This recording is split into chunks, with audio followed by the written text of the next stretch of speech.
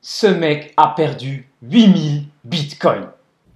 No, God! No, God, please, no! No! No! No! C'est ce que je vous raconte sur cette vidéo, vous allez halluciner. Et en deuxième partie, on investit ensemble, je me connecte sur mon portefeuille bourse, crypto, et on investit 100 $ ensemble. Allez, c'est parti, jingle, go!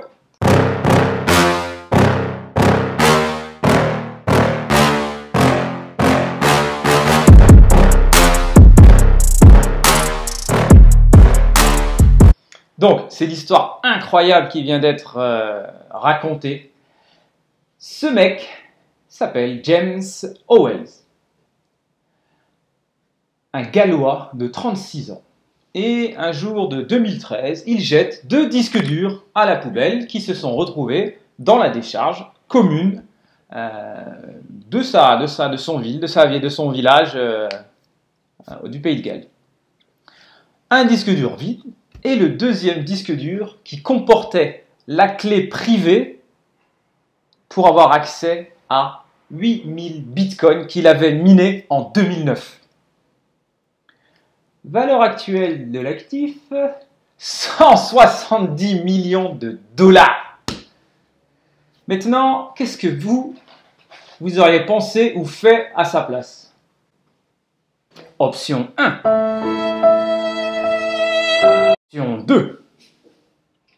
Je vais passer toutes les nuits à creuser à main nue cette décharge, je vais la retourner, je vais retrouver mon disque dur et ceux de tous ceux qui l'ont perdu. En tout cas, lui, ça fait 10 ans qu'il essaie de négocier avec le conseil municipal pour pouvoir rechercher son disque dur, mais en vain. Là maintenant, il a échaudé un plan à 11 millions de dollars. Il s'est entouré de 8 experts. Il a 2 investisseurs suisses qui sont prêts à le suivre pour mettre les 11 millions de dollars. Et il a monté un plan. Il a même 2 plans. Le premier qui serait de fouiller pendant 3 ans et de retourner quelques 110 000 tonnes de déchets. Et la seconde qui prendrait que 6 millions d'euros, de dollars plutôt, et qui serait sur 18 mois. C'est quand même un truc de malade. Alors à l'époque, j'ai pas regardé le cours. Certes, ça avait peu de valeur, mais aujourd'hui, et encore si on aurait compté 6 mois en arrière, c'est encore pire. Donc, dans son plan, il prévoit de les récupérer et 30% de les garder pour lui, 30% pour l'équipe de récupération, tous ceux qui auront travaillé, 30% pour les investisseurs, donc 30%, c'est-à-dire qu'ils vont quand même récupérer quelques 50 millions d'euros, les gars, de dollars, en ayant investi 11 millions. Donc c'est une bonne affaire pour eux aussi, et le reste pour des bonnes causes de sa commune. Voici l'histoire dingue de ce James Howells. Je vous donnerai la suite dès que j'en ai, s'il arrive à trouver. Je pense que ça fera de toute façon la une des journaux, ou en tout cas des journaux spécialisés. Allez, maintenant, comme chaque mois, je vais investir 100 $ sur mon challenge crypto. Je retourne la caméra et on est parti. Allez, go! Donc allez, je suis connecté, je partage mon écran. On est parti. Alors, avant de se connecter, donc bon, là, on regarde brièvement sur mon compte. Comme je vous l'ai dit dans les fois précédentes, il y a trop d'inconnus. Le marché, il n'a pas de tendance, clairement. Alors, une fois de plus, je ne suis pas un expert, mais il y a quand même peu de personnes qui peuvent se targuer d'être des gros experts en crypto, étant donné la jeunesse du marché. Ceci étant, je ne suis pas le seul. Asher, si on veut prendre le plus connu du marché francophone, lui le dit clairement.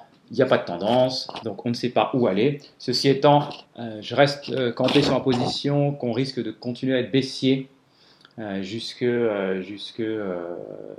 jusqu'au prochain halving pour le Bitcoin. Mais l'info importante, c'est sur Ethereum et on se rapproche du merge qui va être le passage du Proof of Work qui est actuel au Proof of Stake. Donc, j'en avais peut-être parlé sur la précédente vidéo, je vous mets le lien pour la vidéo précédente sur mon challenge crypto. Et puis je vous mets pour ceux qui sont dans l'investissement dernière vidéo sur mon challenge bourse sur lequel j'investis 300 € minimum par mois. Sur le challenge crypto, c'est 100 € que j'investis tous les mois. Donc, premier test net passé pour Ether. le deuxième testnet passé et il reste encore un test à passer avant de lancer officiellement The Merge, donc le changement en Proof of Stake qui sera un gros changement pour le meilleur ou pour le pire. C'est difficile de penser aux conséquences actuellement. Donc voilà, pour l'instant, moi je reste dans l'inquiétude ou en tout cas sans prendre de grosses positions, sans prendre aucun risque. Et c'est ce qu'on voit. Donc là, sur mon portefeuille, j'ai 115 € en Bitcoin, j'ai 68 € en Ether et le reste, c'est les 100 $ que j'ai en USDT que je vais investir aujourd'hui. Je vais jouer la sécurité et on va attendre quand même que le merge avance et puis de voir un petit peu les ratés qu'il risque d'avoir derrière. Donc on va globalement aujourd'hui faire un 70-30. Donc on est parti. On va prendre 70 $, un peu moins parce qu'il y aura des frais en Bitcoin.